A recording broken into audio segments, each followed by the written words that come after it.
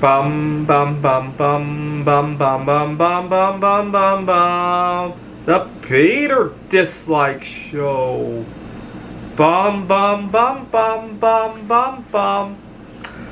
So this week I'm going to have to try a little bit of a trust experiment because otherwise I'll never know if I can do this. I've had a difficult time with trust ever since my last job over a couple incidents. I'm going to highlight one particular incident. I was working with a colleague who was a little bit older than me, and he had a wife and an ex-wife and had children on both sides that he was taking care of. And on top of that, he had difficulty with tutoring. I was working at a tutoring center. He had difficulty with this one student. So one day, just after 1 o'clock, I get a phone call from our boss asking if I was close by, if I could go there. And in retrospect, I don't think he had as much trouble with the student as he thought he did.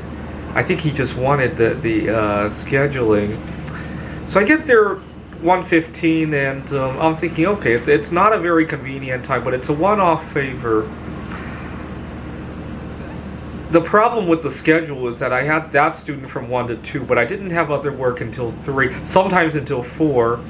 And the center is in a part of town that I really don't have much business being in, so it created a lot of wasted time. If you not much to do, nobody to mingle with. It's not even close to somewhere that I could go and sit down. Anyway, I thought it was a one-off. After I got off work that night, I think 7, 8 o'clock, my boss tells me how much the student loved working with me. And then he sends out the schedules every Friday afternoon. And that Friday, I looked, and the following week, I had Tuesdays and Thursdays that had the schedules like it, with the gaps like that. And I was very disappointed. And to top that off, I hardly got any appreciation for that. To give you an idea of how badly appreciated my colleague was, 2 weeks into doing that wonky schedule, I had another disappointing situation. We had a county fair here in the Phoenix area, and I don't have anybody to take to that fair. And there are a lot of rides you cannot ride without a partner. The people at the fair are just very rude. You would think they could ask around and be nice, but they force you to ask the other customers, and it makes you look kind of weird. I think they could handle it very differently. I've written a number of letters to them, and anyway, I went to work, and for 2 or 3 days in a row, my colleague and I sometimes like to have small chat. For 3 days in a row, I kept complaining about the fair. I was implicitly asking him if he would go with me to ride some of those rides. He didn't get the message, though.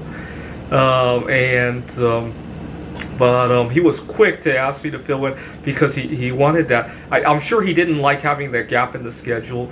And then when I found out why the student was showing up at such a weird time, because I asked the student, hey, do you mind coming like 2 to 3? That would, because my other work begins here. And he, first of all, my boss was very upset that I was talking to the student about scheduling. Come on, we're communicating. I think my boss just wants to hold some control over the situation. If I start communicating about schedule, he loses control of me, and that scares the crap out of him, whatever the situation. But the student couldn't change the time anyway, and the reason he couldn't change the time was because he had just started his first job.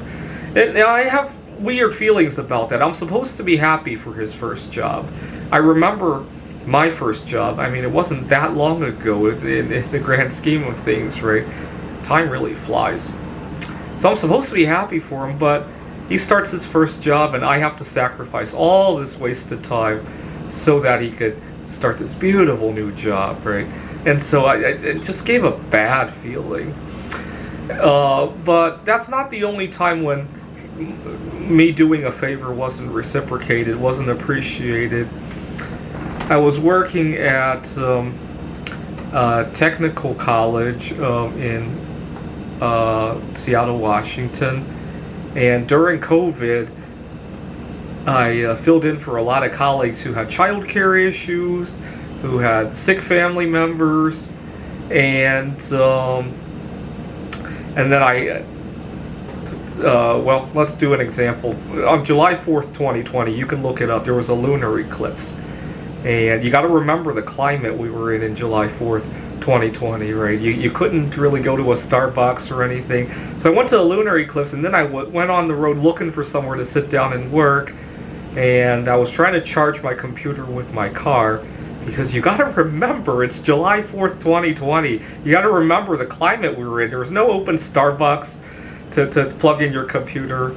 It was hard enough to drive around looking for Wi-Fi. I learned that it's called war driving, when you drive around looking for Wi-Fi. And I was plugging my computer into the car, and then I blew the fuse on the car, because I run a very heavy-duty computer.